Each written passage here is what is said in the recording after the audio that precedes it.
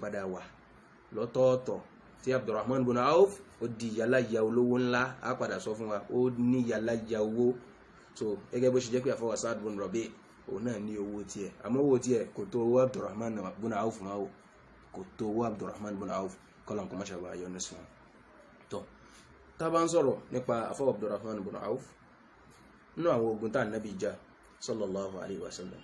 ogun Badru nínú àwọn Badriyun ní àfọwọ́ Abdurrahman bin Auf wà nínú àwọn tó jagun Badru òun ló wà bákan náà nínú àwọn tí wọ́n jagun Uhud tẹ́sẹ̀ wọn nílẹ̀ dáadáa tí wọ́n dúró ti ẹ̀sìn Ọlọ́run ọba lójú méjèèjì òun làfáwọ̀ Abdurrahman bin Auf wà kódà òun náà fara káásá òun náà fara ó ṣe kí ni ó fara káásá wọ́n dá a lọ́gbẹ́ lọ́lọ́kùnrin jọ̀gbọ́n nínú ogun Uhud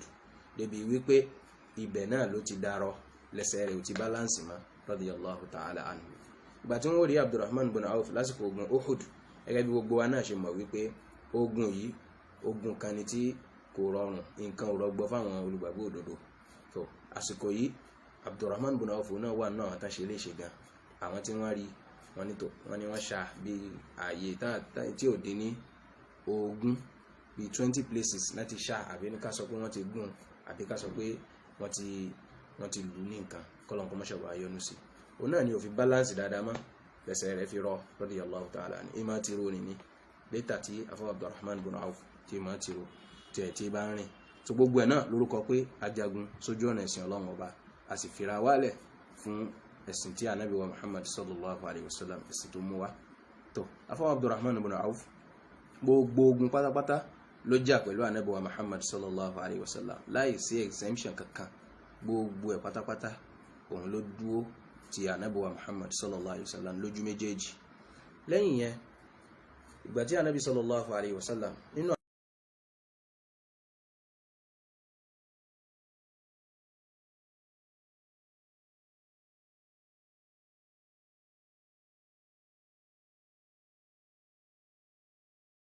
àmọ́ lásìkò ogun gazwatu Tabuk ogun Tabuk Ànábì sallallahu alayhi wa sallam lásìkò táwọn èèyàn ó gbẹnu dúó Ànábì fẹ́ ṣègbọ̀nsẹ̀ wọ́n bá Ànábì sallallahu alayhi wa sallam wọ́n bá wọn bu omi àmọ́ ńgbà tásìkò tí ń lọ lásìkò yẹn òun ti fẹ́ máa yọ ó ti ń di pásìkò àṣùbà ti fẹ́ máa lọ àwọn mùsùlùmí tó ń sọ pé tó ẹjá kírun kò sọ́n ṣe Ọlọ́run nítòsí so Abdurrahman bin Auf ní ó ṣe kí ni o òun ló ṣáájú ló kírun fáwọn mùsùlùmí lásìkò ogun yẹn gbàtà Ànábì yìí ṣe tán wọ́n ti kí rákà kan tán rákà ẹlẹ́ẹ̀kejì tán wà àwọn sàábí Ànábì tí gbogbo wọn ti ń kùn pé Ànábì mà ti dé wọn fẹ́nu sọ òbọ̀ wọ́n ti ń ṣe kálukú ti ń jára tára kálukú ò balẹ̀ pé Ànábì mà ti dé Ànábì sallallahu alaihi wasallam sọ pé makanak má kírun rẹ lọ báyìí la Abdurrahman bin Auf ló fi líìdì àwọn mùsùlùmí tá Ànábì náà ń bẹ ní ẹ̀yìn wọn Ànábì wá sọ ìran ẹ̀yà kan padà lẹ́yìn ìgbà tí Abdurrahman bin Auf tó sálámà tán Ànábì sallallahu alaihi wasallam lẹ́yìn ìgbà tó sálámà tán ó ní ahsantum ní tẹ̀ṣẹ̀ náà ló dáa torí kásìkò òun lọ kẹ́ má lọ kírun ó dáa ju kásìkò òun lọ kẹ́ á máa dúró dè mí pé mo fẹ́ dé lọ kọ́lọ́n kó má ṣàbà yọnu sí nínú ìtàn Ànábì ò kírun lẹ́yìn ẹnì kankan rí tó ju Abdurrahman bin Auf àti àfọwọ́ Abubakar ní Siddiq radiyallahu ta'ala anhu eléyìí ìmọ̀ wà nù manqaba nù àwọn manaqibu àfọwọ́ Abdurrahman bin Auf ipò ńlá ni ọlá ńlá ni pé Ànábì kírun lẹ́yìn yàn wájú Abdurrahman bin Auf kọ́lọ́n kó má ṣàbà yọnu sí wọn. Abdurrahman bin Auf nínú àwọn sàbí àgbà ó ṣe wípé mata Rasulullah sallallahu alayhi wa sallam wa huwa anhum radin bàtà Ànábì ẹ̀kú ẹni tá Ànábì yọ́nú sí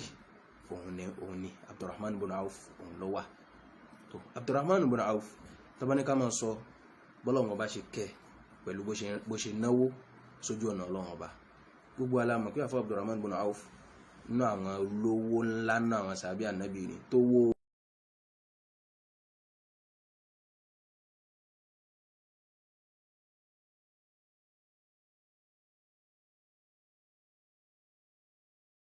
Abdurrahman ibn Auf radiyallahu anhu olùṣòwò ni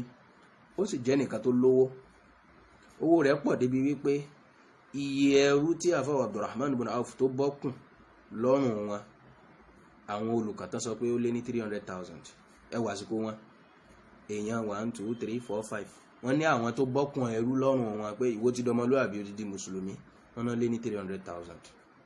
ẹ wo iye tán ta irú kankan kì í máa sọwọ́ kékeré fa kì í sọwọ́ kékeré fa.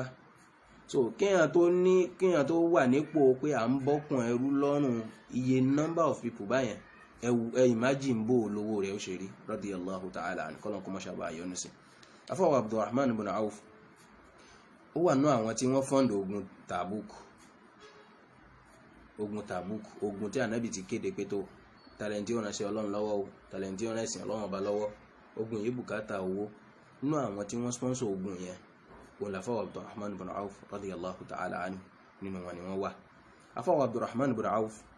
radiyallahu ta'ala anhu wa ardah nínú táwọn sàábé tí wọ́n máa ń sọ nípa rẹ̀ àwọn tán bá lò gbà nínú tí wọ́n máa ń sọ nípa rẹ̀ pé inna ahlal madina shuraka'u fi mali ibn Auf. Gbogbo àwọn ará Madina kò sẹ́ni tí ó sọ pé òun ò nánú owó Abdurrahman ibn Auf pé owó Abdurrahman ibn Auf ò dọ́dọ̀ òun àbóhun ìṣàǹfààní bẹ́ẹ̀ kò sí. Kódà wọ́n máa ń sọ wípé ilé owó àwọn mùsùlùmí ibi tó wó àwọn mùsùlùmí wà pé ilé owó wọn in tí ń bẹ́ẹ̀ ò tó tí Abdurrahman ibn Auf tó dání fúnra rẹ̀ lówó kọ́lọ̀n kó mọ́ṣàbà yọ́nú sí ká lè wo bí Ọlọ́run bá ṣe kẹ́ tó tówó rẹ̀ pọ̀ tó radiyallahu ta'ala anhu. àwọn sàhábà máa ń sọ wípé inna ahlal madina shuraka'u fi mali ibn Auf. gbogbo ará Madina pátápátá kò sẹ́ni tó lè jáde tó sọ pé òun ò ṣàǹfààní bí owó Abdurrahman ibn Auf. ìwọ mùsùlùmí tọ́lọ́run kẹ́ àwọn neighbor rẹ̀ àwọn ará àdúgbò rẹ̀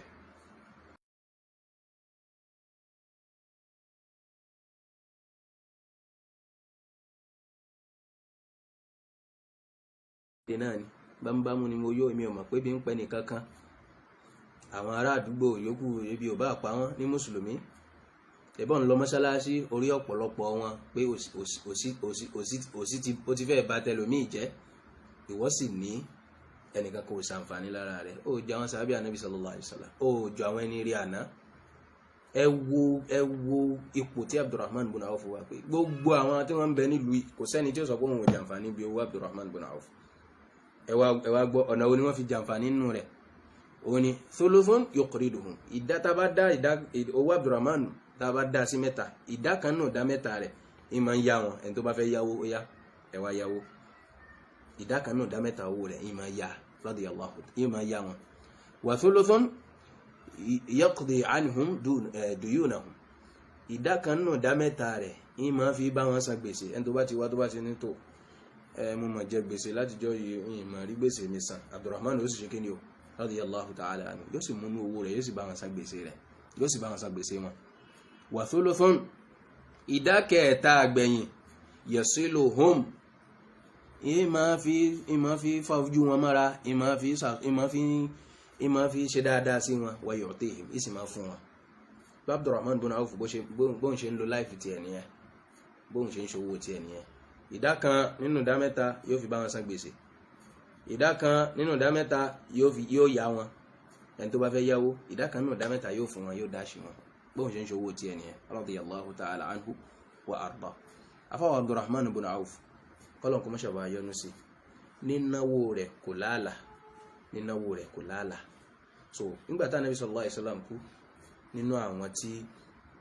wọ́n dúró ti Abubakar Siddiq radiyallahu anhu lójú méjèèjì nínú àwọn pánẹ̀ rẹ̀ tó ṣe wípé Abdurrahman ibn Auf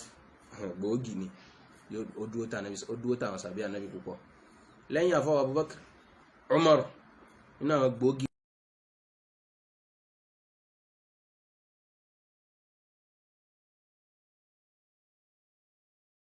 Abdurrahman ibn Auf ni ó mú suggestion yẹn wá pé tó Amirul Mu'minin ẹ má jẹ́ àṣẹ báyìí ò báyìí ní ẹjẹ́ àṣẹ o ó dúró tí Umar púpọ̀ àtàwọn sàbẹ̀ yòókù radiyallahu ta'ala anhu. ní àpèjúwe tán máa ń fún wa ìgbà tá a fọwọ́ Umar ibn al-Khattab radiyallahu ta'ala anhu riwaya yẹn bẹnu Bukhari afọwọ́ Abdullahi ibn Abbas àwọn ni wọ́n gbà wá ìgbà tí wọ́n lọ ṣe hajj tó wọ́n wá ń gbọ́ ẹnìkan wá report wọ́n wá ń gbọ́ tẹ́ àwọn kan náà àwọn táwọn ṣe hajj náà mùsùlùmí wá sọ pé tó tí Umaru ti ń dàgbà o tí Umaru bá ti kú àwọn náà a ṣe kí ni o a sáré yẹn ní tá a bá fẹ́ kó jẹ́ khalifa. Umaru wá gbọ́rọ̀ yẹn ìgbà tí Umaru gbọ́rọ̀ yẹn onítọ̀ Umaru wá fẹ́ dìde ó fẹ́ ṣe khutba ẹ mọ̀ bí hajj téèyàn bá lọ ṣe hajj ẹ mọ̀ bí èrò ṣe mọ́ pọ̀ tó àràfá kéèyàn dúró láràfá kó fẹ́ ṣe kútúbà Umaru ní nǹkan ńlá wo lẹ́yìn yìí fẹ́ dánwò Ọlọ́run fẹ́ ṣe kútúbà. Abdurrahman bin Awf ní ẹ má sọ̀rọ̀ láàrin àwọn eléyìí o, ẹ má sọ̀rọ̀ láàrin wọn, torí wípé ọ̀rọ̀ àyìn olórí kò wulẹ̀ kàn wọ́n tẹ́lẹ̀ náà. ṣé ẹ wá rí ibi tá a wà yìí, irúwọ́ ògiri wa ní bẹ́ẹ̀ tá a bá ti ẹ̀yàn khalifa wọn ṣe kí ni o, wọn ò ní pa tí wọn ò kó ń bẹ̀. tó eré Amirul Mu'minin ṣe sùúrù tó fi padà sí Madina, tó fi kó àwọn onílàákàyè àwọn èèyàn, ó fi kó wọn jọ àtàwọn khiyara min sahabati rasulillahi sallallahu alaihi wasallam, àtàwọn ẹni ẹ̀ṣà náà sàbí Ànábì sallallahu alaihi wasallam, tó fi kó wọn jọ. àwọn lọ́wọ́ bá sọ̀rọ̀ yẹn kìí ṣe bíbá ilé yẹn ti máa sọ̀rọ̀ ọ̀rọ̀ ọ̀hún. torí ẹ̀kọ́ ńlá ń bẹ́ẹ̀ fún wa. ọ̀pọ̀lọpọ̀ nǹkan ni èyí ṣe ọ̀rọ̀ pọ́blíkì, ọ̀pọ̀lọpọ̀ yín tẹ̀ ń ṣe dáwà eléyìí bá yín wí púpọ̀. ọ̀pọ̀lọpọ̀ nǹkan ni ò jẹ́ kẹ́ ẹ máa sọ síta, kẹ́ ẹ máa pariwo ta káwọn yẹn máa gbọ́ yín. so torí pé kìí ṣọ̀rọ̀ tó ṣe pé ó wulẹ̀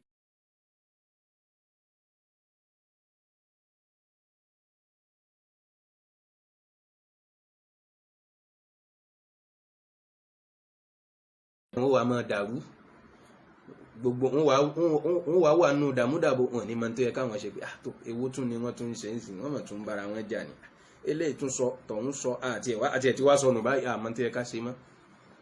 bọ́pọ̀lọpọ̀ yín ṣe ń ṣe nù.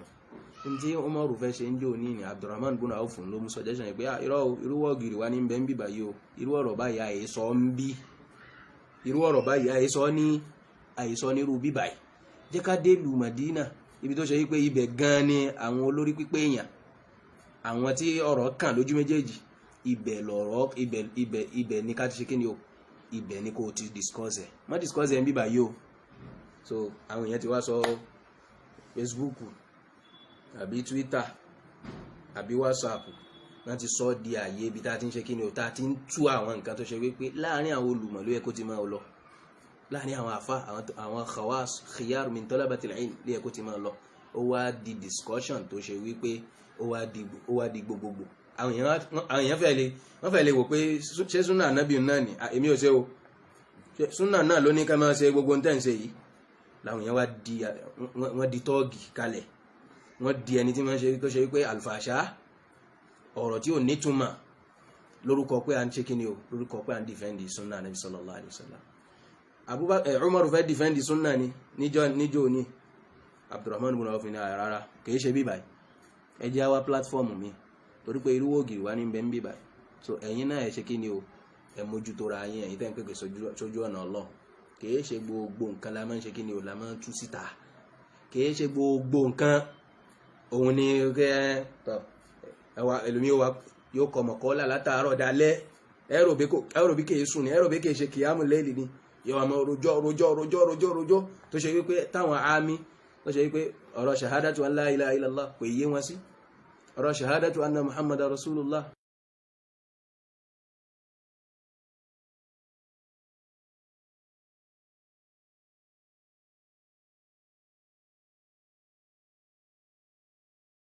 tá a fẹ́ mójútó kí ni tá à ń try láti cover, tá à ń protect, aburú wo ṣùtá wo ni àwọn nǹkan yamayama yìí ti ṣe fún wa ní àlè ọmọ. torí ẹ Abdurrahman bin Awf ó ṣe kí ni o, ó gbárí gan pẹ̀tọ̀ má discuss irú àwọn ọ̀rọ̀ báyìí ní irú ògiri wa o, jáde Madina kó tó má ṣe kí ni o, kó tó má discuss ẹ radiyallahu ta'ala anhu wa arda. ṣe wá rí bí afáwọ̀ Abdurrahman bin Awf radiyallahu ta'ala anhu bó ṣe jẹ́ èèyàn ńlá tó ń ẹ jẹ́ mọ̀ pé afáwọ̀ Abdullahi ibn Abbas òun làfáà rẹ̀. Abdullah ibn Abbas radiyallahu ta'ala anhuma òun làfá Abdurrahman ibn Awf ní ma ń kọ́ kéwú. so afá wa Abdullah ibn Abbas ta sọ ẹgbẹ́ ọmọ Abdurrahman ibn Awf ní torí òun kéré dáadáa. torí Abdurrahman ibn Awf ó ní kanú àwọn ọmọ rẹ̀ tán máa ń pè ní Abu Salama yẹn age mate lòun àti Abdullah ibn Abbas. so Abdullah ibn Abbas Ọlọ́run tètè ṣàánú òun tètè lọ kẹ́kọ̀ọ́ lọ́dọ̀ àwọn sàbí Ànábì sallallahu alaihi wasallam. kódà Abu Salama wà nú àwọn tó pèpè ẹja lọ kẹ́kọ̀ọ́, wọ́n ní aṣáára àwọn àgbààgbà àwọn sàbí Ànábì sallallahu alaihi wasallam wọ́n bẹ lórílẹ̀. so a nídìí ẹ̀ gbàtà Abdullah ibn Abbas tó wọ́n fi dàfáà sí, òun ni wọ́n padà wọ́n ń kọ́ irú Abdurrahman ibn Auf tó jẹ́ ẹgbẹ́ bàbá rẹ̀ òun ni padà ń kọ́ ń kéwú. Kí ni tá a fẹ́ kọ́ lẹ́kọ̀ọ́ bí eléyìí? Ẹ̀kọ́ tá a kọ́ ń bẹ̀ ni wípé in tí kálukú bá dì mú tó sì jẹ́ gbòógì níbẹ̀ kò túmọ̀ sí wípé gbogbo nǹkan ni wàá fò àárọ̀ kiri ká. Nígbàtí Abdurrahman ibn Auf tóun di ètò ká di ṣúrọ́, ká advice jama mùsùlùmí, ká darí àwùjọ mùsùlùmí, ká protect khilafa islamiyya lásìkò Ànábì ni àbí lásìkò Abubakar ni àbí lásìkò Umaru ni. So táyé tó bá ṣe wípé iṣẹ́ tóun dì mú ni kò lè ráyè mójútó gbogbo nǹkan. Abdullahi ibn Abbas ẹgbẹ́ ọmọ rẹ̀ ní nǹkan kéwò ní nǹkan Kùránì radiyallahu ta'ala anhu wa arda. Torí ẹ̀ ìwọ nìkan kọ́ láàrí níbi gbogbo fíldì tó bá di àwọn àyè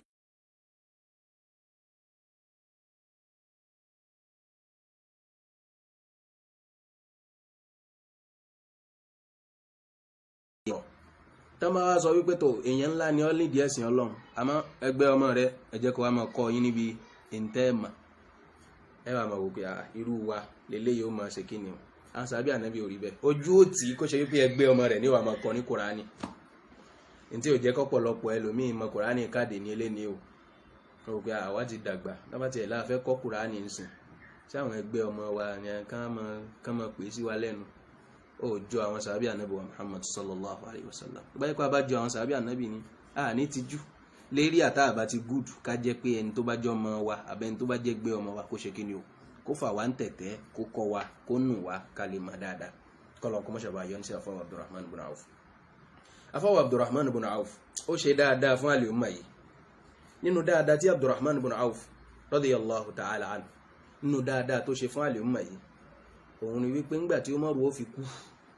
àsìkò tí Umaru ó kú, nínú àwọn mẹ́fà tó fà kalẹ̀ pé tó wọ́n lè jẹ́ olórí Abdurrahman ibn Auf wà nù wọn. Ìgbà tí Umaru fà wọ́n kalẹ̀ ó ní Ali, Uthman,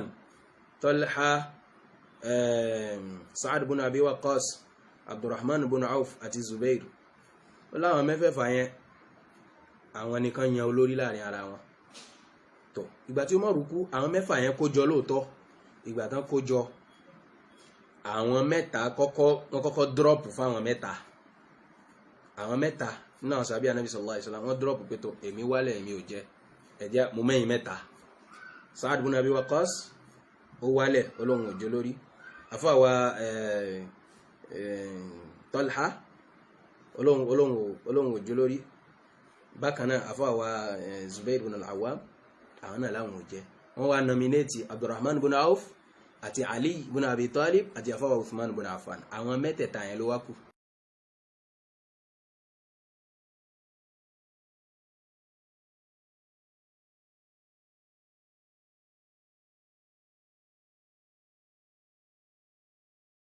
Àmọ́ ẹ̀yàn dá fún mi kí n yan ẹni tí mo mọ̀ pé lóore jù ní ẹ̀yin méjèèjì kí n yan ṣé ẹ gbà. So Abdurrahman ibn Auf ó yọra rẹ̀ kúrò nínú ẹni tí ó jẹ́ olórí. Bẹ́ẹ̀ dẹ̀ ni nínú àwọn tí wọ́n wọ́ tẹ̀ tán qualify tán lè jẹ́ ẹni. Torí pé gbogbo àwọn nǹkan téèyàn lè fi ṣe what it takes fún leadership yẹn Abdurrahman ibn Auf ó ní lọ́wọ́. Torí pé lágbà ni òun ló fẹ́ dàgbà jù ní gbogbo wọn. Tá bá ní àfáwà Uthman ibn Affan radiyallahu anhu tán bá lóun dàgbà, Abdurrahman ibn Auf ló tún dàgbà jà wọn yòókù lọ kọ́lọ̀ kó má ṣàbà yọnu sí. So Abdurrahman ibn Auf ó wálẹ̀ èmi ò jẹ́ ìyìn jẹ́ khalifa ìyìn jẹ́ amirul mu'minin. Àmọ́ o ẹ̀yin méjèèjì ẹ jẹ́ á yan ẹni tá a bá mọ̀ kó dáa jù láàrin ara yín. Ìgbà tí wọ́n yàn Abdurrahman ibn Auf tó wọ́n ní so ṣé ẹni tí ń bá mú nù yín ṣé kí ni ṣé ó ń tọ̀hún ṣé yóò gbà ká sì mọ̀ pé alámọ̀rí àwọn mùsùlùmí ni wọ́n sì agree ẹni tó mú Uthman. Tán bá ní Uthman jẹ́ olórí Abdurrahman ibn Auf gangan ló yàn pé tó ó dá èmi wálẹ̀ ẹjẹ́ ń wá múnú ẹ̀mí méjèèjì. Abdurrahman ibn Auf òun ló yan Uthman tí Uthman ibn Affan tó fi jẹ́ kí ni o tó fi ń jẹ́ amirul mu'minin kọ́lọ̀ kó mọ́ṣà bá yọnu sí. So ẹ wò ó bí yẹn ṣe tẹ ìfẹ́kúfẹ́ tí ẹ̀mí máa ń fẹ́, ẹ wò bí yẹn ṣe tẹ̀ mọ́lẹ̀ torí àǹfààní àwọn mùsùlùmí, ẹ wò bó ṣe tẹ̀ mọ́lẹ̀. Ibi tí èṣù sì máa ń fẹ́ gbáyàn mú jù láyé yìí òun ni ipò olórí, ipò pé a fẹ́ du olórí, ipò pé èmi náà fẹ́ jẹ kán máa wò mí náà lókè. Ibẹ̀ ni ṣètọ́n ti máa rí bí ọpẹ́rẹ́tì jù. Àwọn afọ Abdurrahman ibn Auf ọlọ́run ọba kẹ́ débi wípé ó rí ìfẹ́ inú rẹ̀ tẹ̀ mọ́lẹ̀, ó wá gbé àǹfààní àwọn mùsùlùmí lórí gbogbo àǹfààní tó kù lẹ́yìn rẹ̀, kọ́lọ́n kó má ṣàbà yọ́nú sí. tó nú àwọn oore tí Abdurrahman bin Auf tó ṣe àlùmọ̀ yìí nínú rẹ̀ lélẹ́yìn, kọ́lọ́n kó má ṣàbà yọ́nú sí. afáwọ̀ Abdurrahman bin Auf lẹ́yìn ìgbà tá Ànábì kú sallallahu alaihi wasallam, òun ló mójútó àwọn ìyàwó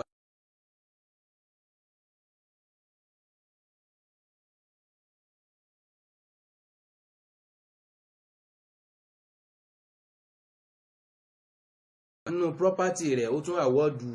ọgbà oko ńláńlá kan, ó àwọ́dù ẹ̀ fáwọn ìyàwó Ànábì sallallahu alaihi wasallam, torí pé Ànábì sallallahu alaihi wasallam ó ti sọ lẹ́yìn ká Ànábì tó kú pé tó ẹni tí ó ṣẹ̀yìn mi tí ó mójútó ẹ̀yìn ará ilé mi òun ni kí ni o, at-tayyibu as-sadiq, èèyàn tó dáa àtẹni tó jólódodo èèyàn, òun ni ó mójútó ẹ̀yìn mi nígbà tí n bá lọ tán, ìyẹn ni pé níbi àwọn ará ilé mi. so àwọn afá wọn ni ẹni tí hadith yẹn bá wí òun náà ni afá Abdurrahman bin Auf, torí ń lo ó mójútó ẹ̀yìn ikú Ànábì sallallahu alaihi wasallam, ó sì tọ́jú àwọn ìyàwó rẹ̀ lọ́pọ̀lọpọ̀ gbà. so afá Abdurrahman bin Auf kọ́lọ́n kó má ṣàbà yọ́nú sí. so nínú àwọn tí ọlọ́run ọba tí ó ṣàánú jù náà lè mọ̀ yìí ni, nínú àwọn tán wọ́n sì gba certificate aljanna látàyé, torí nínú hadithi tí a máa ń sábà kà fún wa tá bá ti ń sọ̀rọ̀ nípa wọn, wọ́n ní pé Abubakar fil janna, Umar fil janna, Uthman fil janna, Ali fil janna, Talhat fil janna wa Abdurrahman fil janna. Abubakar ọmọ aljanna ni, Umar ọmọ aljanna ni, Uthman ọmọ aljanna ni, Ali ọmọ aljanna, Talha ọmọ aljanna ni, afáwa Abdurrahman bin Auf ọmọ aljanna lòun radiyallahu ta'ala anhum wa ardahum. so afáwa Abdurrahman bin Auf radiyallahu ta'ala anhu wọ́n kú nígbàtí wọ́n yẹ kú ayé afáwa Ali ibn Abi Talib òun ni wọ́n ṣe kíni o, òun ni wọ́n ṣaláìsí. ìgbàtí wọ́n kú kọ́lọ́n kó má ṣàbà yọ́nú sí, ó wà níbi àbí 75 years, ó pé ọmọ ọdún 75 years ní ó ṣe kíni o ló ṣaláìsí, lẹ́yìn tó ń túmọ̀ sí wípé afáwa Abdurrahman bin Auf éjì rẹ̀ nígbàtí ó fi gba Islam bí ọmọ ọdún 30 years ló wà, àmọ́ nígbàtí ó kú 75, ó túmọ̀ sí pé 45 years ló lò nínú àsìkò Islam tó fi sin lọ́hùn, tí Islam rẹ̀ sì fi dá tó sì fi di ọmọ aljanna. gbà tó fi kú tó kú afáwa Ali ibn Abi Talib radiyallahu ta'ala anhu ó lọ síbi òkú rẹ̀, ó wá ní idhhab ya ibn Auf, ìwọ máa lọ ìrẹ́ ọmọ Auf, máa lọ ìrẹ́ ọmọ Auf, adrakta safwaha wa tarakta kadraha. èyí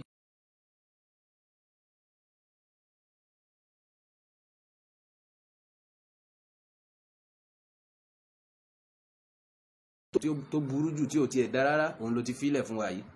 tó lásìkò tá Ali ibn Abi Talib ń rí fáàsì òun lásìkò fìtínà wọn ti fẹ́ bẹ̀rẹ̀ lásìkò náà, kódà ó ti bẹ̀rẹ̀ ní táìmì ẹ̀ Abdurrahman kú ní afọ́wà Ali wa sọ wípé tó adrakta safwaha wa tarakta kadraha, ìwọ bá àsìkò tó dáa jù nínú àwọn àsìkò yìí, àsìkò tó burú tí gbogbo ẹrú papọ̀ tí wàhálà ń ṣẹlẹ̀ tí ìdààmú tí ń bá àwọn mùsùlùmí, òun lásìkò tí wọ́n fi ilẹ̀ yìí, kọ́lọ́n kó má ṣàbà yọ́nú sí. ìgbà tó kú náà afọ́wà Sa'ad ibn Abi Waqqas radiyallahu ta'ala anhu ó sọ wípé wá jabala, òkè ńlá ló lọ yìí, ẹni rẹ̀ ńlá ló lọ yìí. òun ni bí kí a sọ ní èdè Yorùbá ká sọ wípé tó erin ti ṣe kí ni o, erin ti lọ radiyallahu ta'ala anhu wa ardahu. kọ́lọ́n ọba kó má ṣàjọjà rẹ̀, kó má ṣàwà àṣàlékún ìkẹ́ àti gẹ̀ fáwọn sàábí Ànábì wa Muhammad sallallahu alaihi wasallam. tó ẹni tó bá lówó lọ́wọ́ tó bá wẹni tó kọ̀ṣe nínú àwọn sàábí Ànábì sallallahu alaihi wasallam, Abdurrahman bin Auf ọ̀dọ̀wọ́ rẹ̀ ẹ jẹ́ lọ study ìgbésí ayé rẹ̀ dáadáa, káwo bó ló ṣe sin lọ́wọ́ ọba, bó ló ṣe fi gbogbo tó ní bó ló ṣe fi sin lọ́wọ́. tòun ti bẹ́ẹ̀ bá Abdurrahman bin Auf bó ṣe náwó tó sójú ọ̀nà Ọlọ́run, property tó fi ilẹ̀ ó pọ̀ jàǹtìrẹrẹ débi wípé àwọn mùsùlùmí tún ṣàǹfààní lẹ́yìn ikú rẹ̀ ni. gbogbo àtàbá lówó lọ́wọ́ ẹ jẹ́ study ìtàn ìgbésí ayé àfọwọ́ Abdurrahman bin Auf, káwo kọ́ṣe káà náà lè di ọmọ aljanna, ká lè jẹ́ resources ńlá fún àlùmọ̀ yìí, tọ́lọ́wọ́n bó sì lò wá dáadáa fún ẹ̀sìn rẹ̀ yìí táwọn náà fi dọmọ aljanna. Ọlọ́run bá subhanahu wa ta'ala là ń bẹ̀ kó mú ṣàṣírọ̀rùn fún wa, kó jẹ́ àlèmọ̀ kọ́ṣe àwọn sàábí Ànábì, kó jẹ́ àlèmọ̀ tẹ̀lé orí pa wọn, kó jẹ́ àlèmọ̀ wò wọ́n kọ́ṣe, kó jẹ́ àlèmọ̀ gbìyànjú àti ṣojú kòkòrò pa àfẹ́ jọ wọn, kọ́lọ́n kó mú ṣàṣírọ̀rùn fún wa. wardallahumma an sadatina Abi Bakr wa Umar wa Uthman wa Ali wa Abdurrahman ibn Auf wa ani sahabati ajma'in wa ani tabi'in